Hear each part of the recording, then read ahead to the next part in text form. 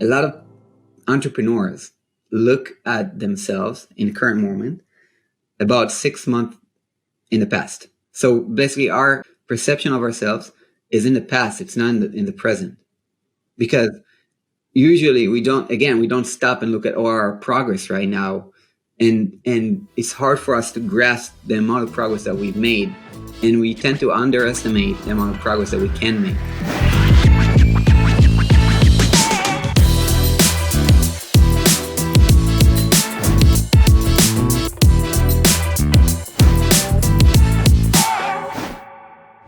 Hey everybody, what's up? And welcome to the Evolution Podcast. And today on the show, look at that, it's just Ethan and I. So Ethan P. Heisey. Well, good morning, everybody. It's good to be here and excited to have a good conversation. And it's just two of us, but we're going to have a lot of stuff that Mr. Johnson has shared with us, but we're going to relate to you from our perspective. It's going to be a good time. Back to you, Siggy. Awesome. And I'm Siggy Schreiber, and I think this is a good time. So Mr. J is not joining us today, and Ethan and I thought, how about we just record an episode where we kind of talk about, like, first of all, you guys can get to know us just a bit more, and then also maybe we can also talk about the ways that Mr. J influenced us. And there's one more topic that we wanted to discuss, which is New Year's resolutions and like how to set goals. We can just share our processes for that. And that's where we'll wrap it up for today. So let's start, Ethan. Let's start with you. Like, Ethan, who are you and what do you have going on? Yeah, that's a great question. So at this time, I run a financial planning firm. And most people come to me and they say, hey, Ethan, what do I do? I have a lot of money, and where do I put these dollars? Whether it's investing it in the stock market or finding bonds or CDs, or maybe it's learning about how their 401k through work works, all of things of that nature. And it's such an exciting thing to do, because finance is almost, I would say, besides God and your family, is probably the third most important thing of your life. Making sure you have enough to retire, you have enough to put your kids through school, all of that. So we help individuals and families figure out how to manage their money efficiently is what my main source of revenue is. And I do have a few other businesses on the side as well as we grow the portfolio. So that is what we do. And I know, Siggy, you've got some cool things going too, so don't be shy with what you've got. I learned so much from your businesses, so... 100%. And I think that's pretty cool that you're going into a period where I guess you're going to need to help a lot of people, because with the recession and everything, everybody got to plan their financials better. That's a good point. It's so funny. Most people come to me and they say, Ethan, we're about to hit a recession. We're about the stock market's crashing. It's been down over, what percent this year? And I say, yes, that is true. And they say, Ethan, are you going to have a job? Are you going to be able to still be in business? And I say, you know what? Some of my best years are actually when the market does crash, because people realize they actually do need help. It might make sense to go to someone, because when what does Warren Buffett say? When the tide's out, you can see who's wearing swimming trunks or not. And it's the same way with your finances. It's everyone's good in good times, but when the moment is bad, did you prepare for the bad time? And how do you capitalize in that moment? So Actually, it's one of my better, typically, years. Yeah, cool, awesome, man. And by the way, what's the name of your firm? Like, how can people find you? Yeah, you can just Google me online, Ethan Heisey. That's it. Cool. Yeah, I've been starting to brand myself more than the name of the business itself. Okay, cool, awesome. So Ethan Heisey, and so myself, Siggy Schreiber. I am a designer and entrepreneur. I came up from the design industry for the past 15 years, user experience and UI design. And I've been the first designer at Fiverr. I had my own startup, got acquired by SimilarWeb. And then basically I became an entrepreneur one day, started to be an entrepreneur. I always had blogs and podcasts and stuff like that. So one day I had a very successful design blog. I left my kind of like like corporate design job, or if you can call it that, to work um, as an entrepreneur, building a blog and podcast, and that actually didn't work out back then. That was like 6 years ago, and that's where I started saying, okay, I need to understand how to build a business, how to actually build a business, and that could be no, what is becoming a CEO? Like, I need to become a CEO. I didn't know what that was, and that's kind of like where I learned the past 5 years. Almost everything that I know today, I had to rewire my brain, my limiting beliefs, like everything. Nowadays, I have a pretty successful design agency. I just did the numbers yesterday, and you know what? We hit our 7 figures. We hit 7 figures. Pretty successful, man. Very successful. The amount of people that hit 7 figures, come on, Sagi, that's awesome. Man, so yeah, I'm very happy to say that after 6 years of being an entrepreneur, and like it's not that there's no challenges right now. There's actually more challenges than ever, but yeah, like everyone can do it. Everyone can build a 7-figure business and beyond. And I remember like at the beginning thinking like, oh, 7 figures, like, oh my God, like that was the goal and everything, and now I'm like, it's not even a goal when I reach that anymore. Like my goals now are like, so much bigger than that. And I think that relates to what Mr. J really helped us with. But just to wrap up, design agency, we are 14 people working with startups and different companies and the user experience of applications, meaning we design things from scratch or come into a company that already has a product and we help them with their design. We're called Contrast UX. And besides that, I have another company which I'm starting to build, which is a tech company around personal development and well-being. I call it Mental Fitness. And we have an app out for affirmations. This is the first app that we have out. This is called Commit First. The company is called Commit First. We have another podcast as well, Commit First, the Commit First podcast. And the app is called Affirmations & Co. And it's basically an affirmations app, but it's also a social platform. Like you can follow other people, see their affirmations. You can follow me and find my affirmations there. And one tap, you add them to your own. So it's really kind of like hard to write affirmations. Usually it's kind of like, what should I write? Well, you can build them on top of other people.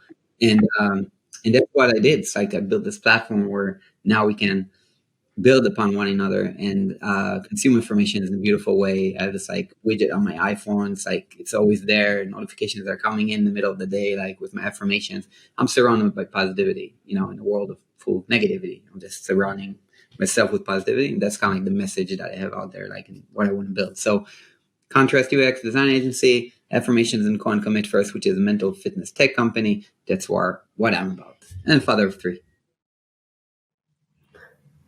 I love that, Sagi. You're accomplishing so much, and it's just so neat that the moment I met you, it's almost like you're achieving one thing after the other every single. I mean, it's not even every year. It's like every quarter you're doing something new and bigger, and it's just exciting to see the growth that you have had, I have had, even Mr. Johnson has had. Everyone's growing, and it just never stops. It's boring when you're complacent, and that's something I think we're about to talk about today is goals. Obviously, I've never seen a goal that someone wants to go backwards, but I've also never seen someone that wants to remain the same, typically. Right. How do you, I don't think so. Maybe there's someone out there that does, but that's not who I am. And I know that's not who you are. How do you set your goals? Do you have a process? Do you do it January 1, or are you thinking about these the previous year? In what way and how do you think about that? Yeah, I mean, so yesterday, I actually also posted about it on my Instagram. So if you guys want to check out the Instagram, because it has like a carousel, kind of like step by step what I did yesterday. And I think how everybody should start their year. I used to go out for like 2 days at least, just alone somewhere, like meditating and reflecting, writing and journaling, and planning my goals out. I didn't do that for the past couple of years since COVID. But what I have done the past 2 years is every 1st of January, I go out first thing in the morning to a beautiful spot in nature, usually like overlooking the beach or something like that. And I just write down a couple of things. So I start. See, here's the thing, like some influencers are preaching about like you shouldn't write your goals, right?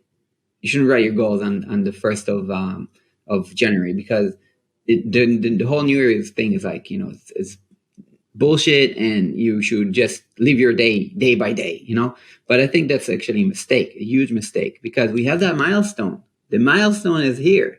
Like, we can basically plan out, like, and see, okay, we reached the end of the year. How can we reflect back and see the progress that we've made? Because if we don't stop and reflect, that's the thing you just mentioned, that like people want to go forward, right? People want to move forward. They want to look to the future. That's us humans. We want to look to the future.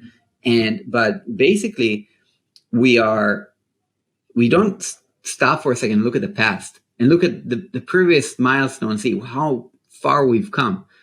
I looked back yesterday. I'm like, let's see what I've done. And I'm like, okay, so I launched an app, the first app ever in the App Store. Like, finally did it. I built Contrast. I scaled my company. Like, and finally, I didn't even know we reached 7 figures when I reflected. I figured that out the afternoon. I'm like seeing the number. Wait, pause her there for a second. You said you didn't know when you hit it.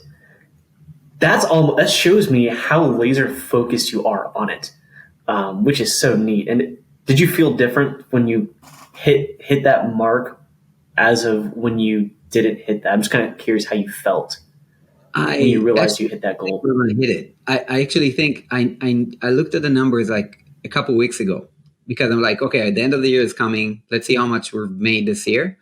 And I'm like, oh man, we're going to miss the 7-figure mark. But just like, a couple dozens of thousands of dollars, like it's almost nothing, but we're going to miss the 7-figure mark. I cannot call myself a 7-figure entrepreneur or whatever.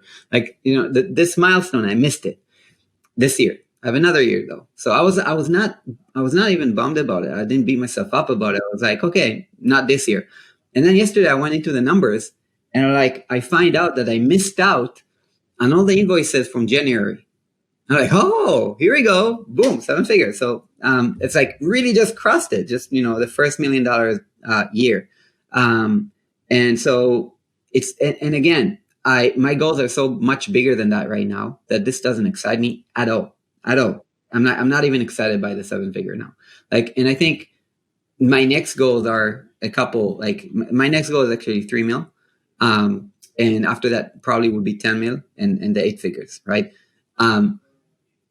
So I think that right now, as I'm looking at 3 mil, I'm already having another perspective. I'm having a perspective of like, this is not going to excite me as well. Like I already want to surround myself with 8-figure entrepreneurs. And that was half a year ago, I had this kind of revelation, like, oh my God, I need to think bigger. And I think that relates to a lot of what Mr. J is working with us. Like Mr. J helped me think bigger and helped me kind of like, look at like, oh, Sagi, you have you're way more valuable than what you think. Like you're way more than just like a 7-figure entrepreneur. Like you can think about 7 figures, you're way more than that. And when I started working with Mr. J, it was like a year and a half ago or so. Like I didn't feel that way. I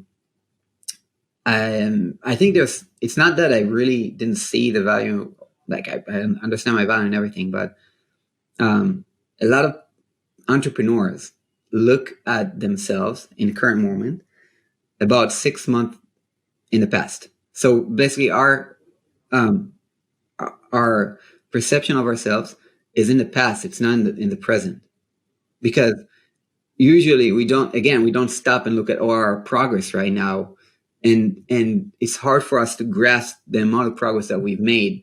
And we tend to underestimate the amount of progress that we can make. So our perception and our reality usually is about 6 months, even more than that, back in terms of our self-confidence, self-esteem, self-worth. And that's kind of like, I think, where most humans are at. Can you relate to this? I can. And it's interesting too. I'm always thinking about the future. I'm never really thinking of, I hit my goals, but it's not as exciting as when I was dreaming about it in a sense. There's just something about it. Like one of my goals, I would like to hit 10 million revenue. It's just my personal goal here over the next 2 years. And I truly do believe we'll hit that. Yeah. But it's more fun for me to dream than it is, oh, great, I have it, but then what's the next thing? Yeah. I have a question for you, Sagi. Yeah. I was writing down my goals today. I know for a lot of people out here just starting businesses, is the revenue number, what they should be dreaming of, and writing down as their goals, or should it be something different? Is it the impact they make? Is it the amount of employees they're hiring? What goals do you write down? I know we always talk about numbers, but is that what we should be focusing on? Okay, so coming back to like my process of reflection on January 1st, it's like I found a place in nature. I do a couple things. So one is, first of all, I look back and reflect on all my progress, all the challenges that I overcame, all the things that I tackled, like this previous year.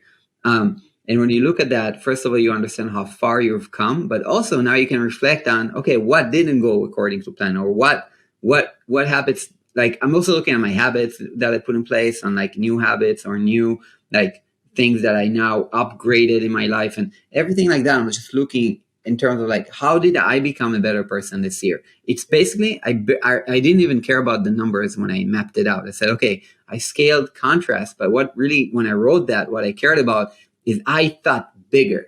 I thought more than just an agency. I thought about like me becoming a founder, bringing in a CEO and a head of UX and putting the processes and then people in place to now really have it as a business. You know, like that's what I was thinking. Like for me, that's an accomplishment of me basically like outgrowing myself, like to my new self. And that's what I think like is the reflection point. Now that I know what I need to work on next year, I actually write down not specific goals. If I do, I write them down. I would write the number, but it's one of the most insignificant goals for me. My goal is like, how do I become the next version of myself this year? So meaning I write down the habits that I should implement into my life. I write down what are the fields that I know I need to improve on, that I'm going to put focus on this year. And at the end of everything, and then, I write some financial goals if I have any. But at the end of the day, I write down a phrase or a word that defines what I'm going into 2023 with. So I write down, like, for me, it's like go all in. That's the thing that came up for me. For me, it's like go all in. That's my phrase for 2023, at least for the beginning. I'm not going to play small anymore. 2023 is the year that I know how to go big, and I'm going to go big. No, not taking any, I'm not taking, prisoners, not taking prisoners. Just like I'm going all at it. Like this is it. And nothing's going to hold me back in 2023. That's for me, my phrase. I love that. Whenever I think about my goals, the goal is not to just make a lot of money, but to design a life the way you want to live. Because I know that the more that I increased my revenue goal, it just seemed like I added more work and I was more of a slave to my job. I created another job for myself than if the goal was to design where I could have more freedom to work when I wanted to. I know for the month of December, I think I worked maybe a week and a half, just because I could. I could spend time for Christmas with the family. I could, hang out with New Year's with my parents. So I try to keep my goals after. Here's a cool thought too. I met with a guy about 4 months ago. He ran a business and sold it for $500 million. And he has another business that's also currently making about $400 million of revenue right now too. Nice. That he could probably sell for another, at least close to $1 billion if he just double the revenue and sell it.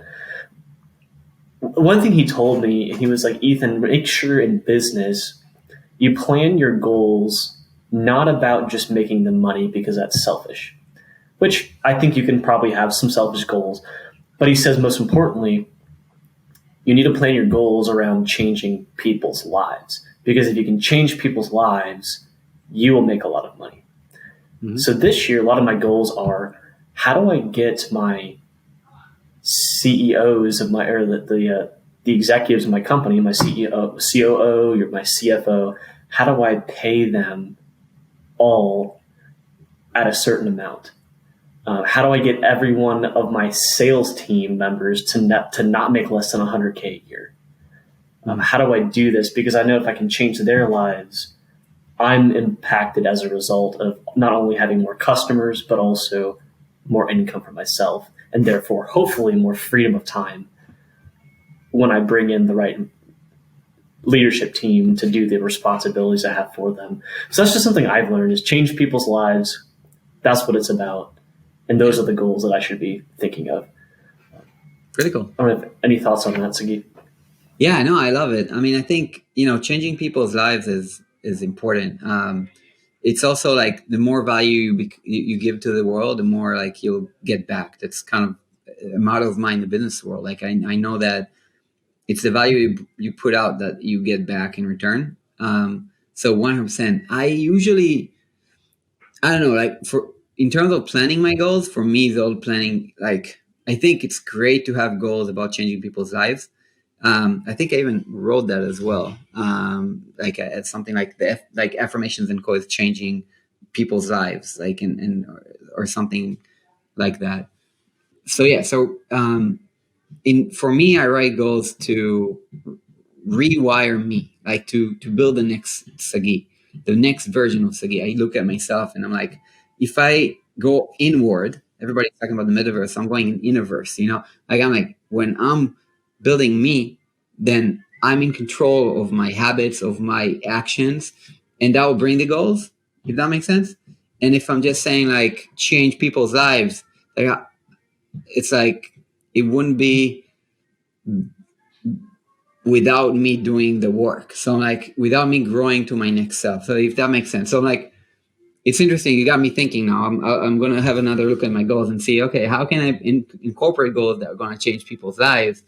Because if that happens and I make that happen, then yeah. But at the end of the day, by the way, I think like we have an interesting discussion here on like there's goals and there's like what we're talking about mostly is like high-end goals or the vision items, right? And then you're going to bring it down to cut it back to the quarterly goals, the monthly goals, the weekly goals. Like things need a plan, and we need to strategize and plan and keep that going as well. I think that's important to say.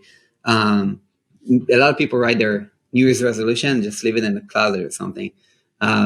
Which is, by the way, don't do that. Don't do that. Yeah. So I'm like, yeah, we need to plan out. And by the way, if you guys, anybody want my vision, I have a spreadsheet that ever since I flew in my first coach from the US to Israel, and he helped me build my vision and goals and start actually building my business for the first time ever. Then I still work with that spreadsheet. If you guys want the template, I have a template I made to share it freely with anybody that wants to just like ping me on Instagram or something, DM me on Instagram, I'll send it to you. But I'm working with a spreadsheet basically and saying, so I have my vision items, like it's built upon 6 months, not yearly. So like 6 month goals, that will take me to my yearly goals. And then based upon like every month, I have like 3 to 5 goals every month and weekly goals. That's how I work.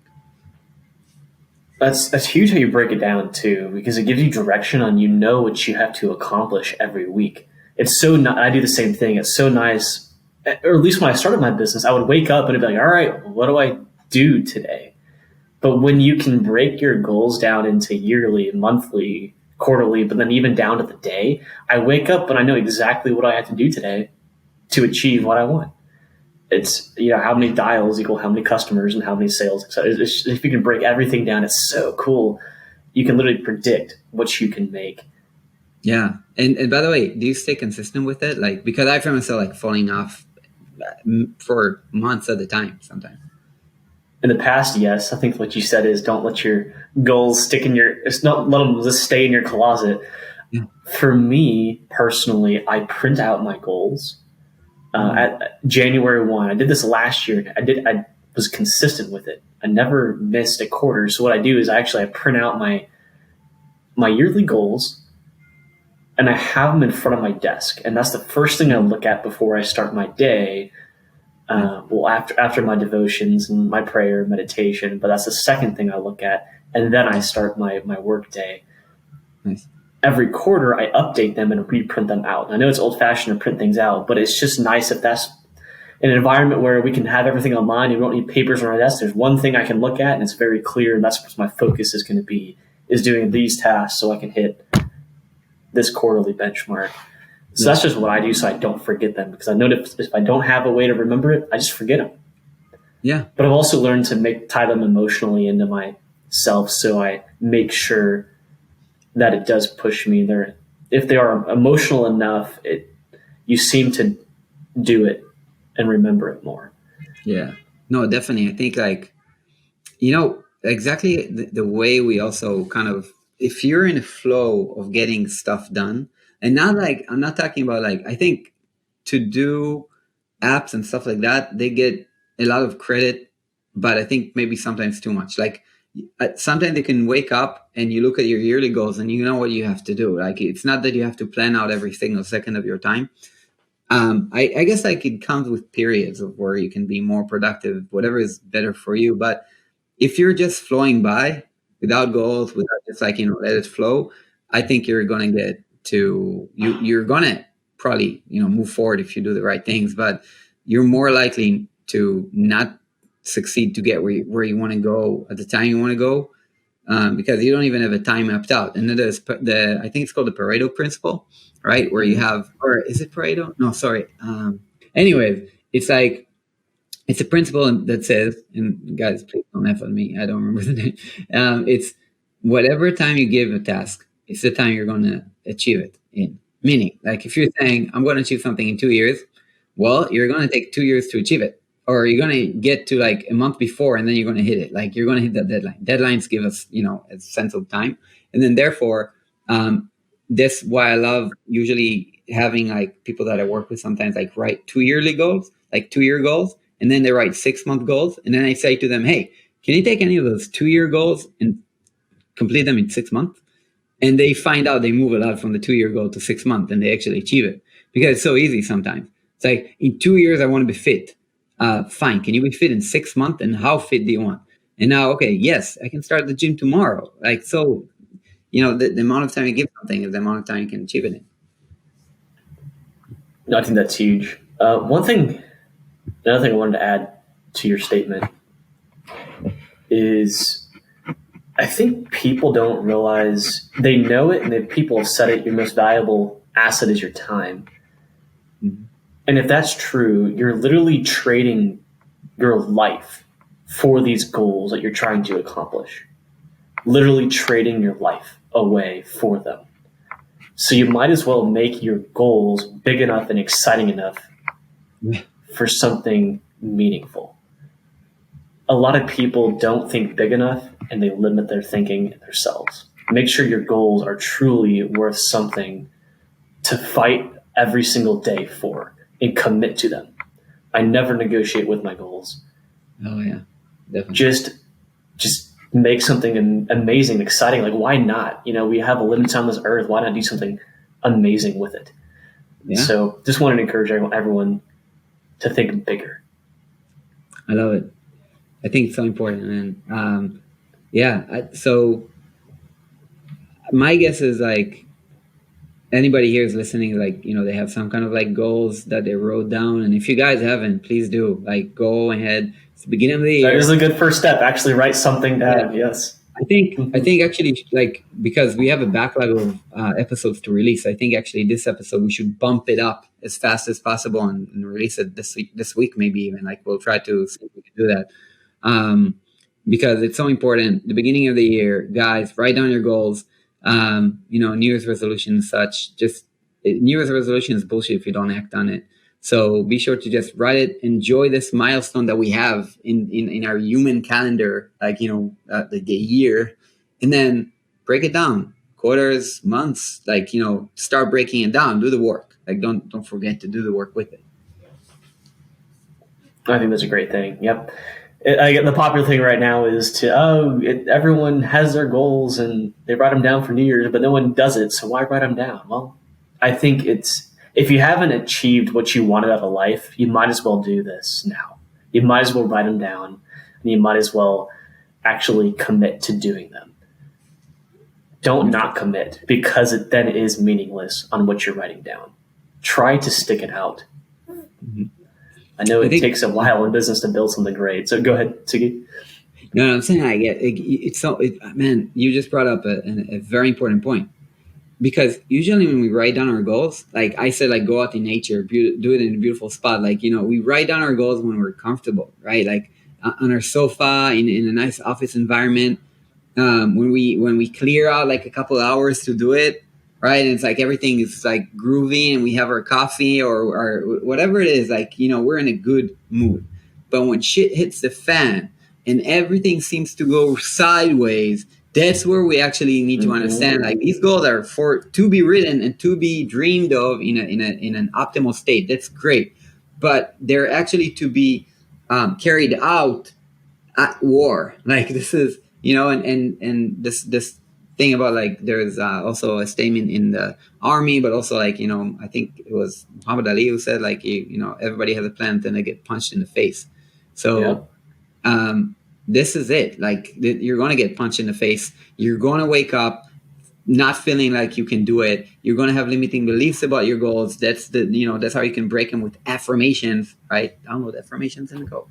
But yeah, you really got to make sure that you get beyond that part where it's like, okay, I have my goals. Oh, but shit got hard, so I let it. I dropped my goals, and maybe next year, or maybe like not right now, and next day, not right now, it's too hard, and going to like survival mode or anything like that. Remember that goals are meant to be carried out while you have everything else going on. Otherwise, we wouldn't advance. We got to do whatever we are committed to right now already, like our pre-commitments, and also take on our new commitments in order to grow. And that, people tend to see their jar as kind of like this, like, ceramic kind of container, which cannot be expanded. But actually, we are just like kind of rubber containers. We can expand and expand and expand. And this is expanding ourselves. And once we do that, we can take on more, and we can take on more responsibilities or achieve higher goals. And we can always work on ourselves and build our character, build our own kind of being into our true potential. And, it's kind of like God's will for us. No? You're right. And you're either going forward or backwards in business and your goals, whether it's personal, professional, whatever the goals are, spiritual. Because once you stop fighting for what you want, what you don't want automatically takes over. So I think Siggy is right. It's easy to do your goals when you feel good and everything's going your way. But when it's not going your way, make sure you still fight for them. And it's as easy as that. Just don't give up. Keep pushing. There's not the most successful people in the world I've met. We've met a lot of people, Siggy, so far, doing all these podcasts and things. It just seems like they never give up. They're just always fighting for what they want. So just don't. And you'll find yourself in such a better place than you were 10 years ago if you just consistent action produces consistent results. Love it. 100%, man. I just love it. Yeah. So, guys, remember, by the way, plug for Can't Hurt Me by David Goggins and his second book, Never Finished. Amazing books on achieving goals while you're like, while everything is going wrong. So he's amazing at that. It's wonderful. Yeah. So I love plugging people. Hey, one more thing before we go. Yeah. I heard, you ever heard of Bob Proctor? He had a cool quote that I heard of his I think a year ago, but it's always stuck in my head. He said, "You're only limited by a poverty of imagination and weakness of attention." So that's it. Think big, and then focus your attention on it. And it's as simple as that. Imagination and weakness of attention. I'll say it again. You're only limited by a poverty of imagination and weakness of attention. Think big goals, and actually do them. Commit to them. I love it. Love it. All right, we can end with that. Look at that. All right, guys, thank you so much for being here with us on the show today. We're going to try to release this as early as possible because actually we're already right now, as of this recording, it's January 2nd. So we're going to bump this up, try to release it as soon as possible. Maybe I'll also release it on Commit First. We'll see. So it's as many people as possible. I think it was a great conversation. Ethan, I had so much fun, man. Thank you for this conversation. Always. Hey, good. Thank you for tuning in again. It's always wonderful when we share a message and you listen to it. Please apply something here today. Don't just listen to it and not take action on it. Siggy, always a pleasure. And we'll be back next week with all three of us, Mr. J, Sagi, and myself. Yes, sir. All right, guys. Have an amazing year, Ethan. Have an amazing year, man. Just pleasure, continuing this with you here. And yeah, see you in the next recording.